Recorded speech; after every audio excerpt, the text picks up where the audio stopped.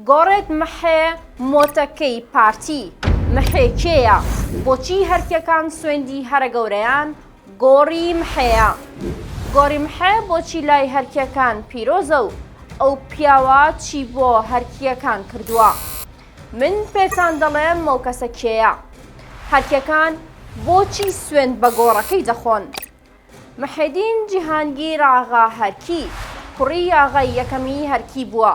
لە 1948دا وەک سەرۆک عەشرەتی هەرکیەکان دەستنیشان کرابوو و ڕۆڵێکی کاراشی هەبووە لە کۆکردنەوەی هەموو خێڵەکانی عەشیرەتەکەی لەسەر خاکی کوردستان.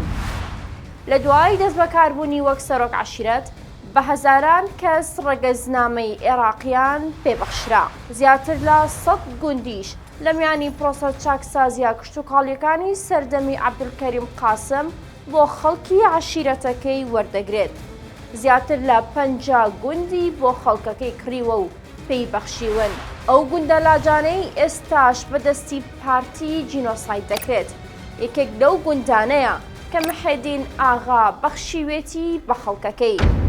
ئەو بۆ وەرگرتن و کڕینی ئەو گوندانە عەشیرەتەکەی لە کۆچبەریەوە کرد بە عەشیرەتێکی جێگیر.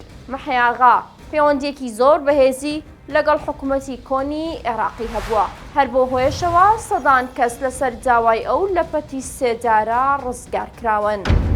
ئەوە جگەلەوەی لە زۆر قۆناغی جیاوازدا بەنهێنی هاوکاری شۆڕشی کوردی کردووە.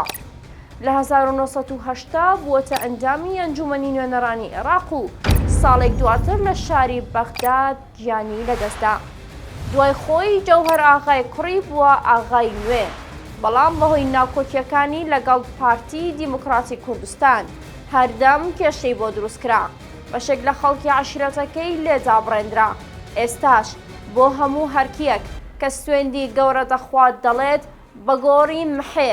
ئەوەش گەورەترین سوێندە، چونکە ئەم کەسایەتیە پیرۆزیەکی تایبەتی هەیە لە لای هەموو هەرکیەک.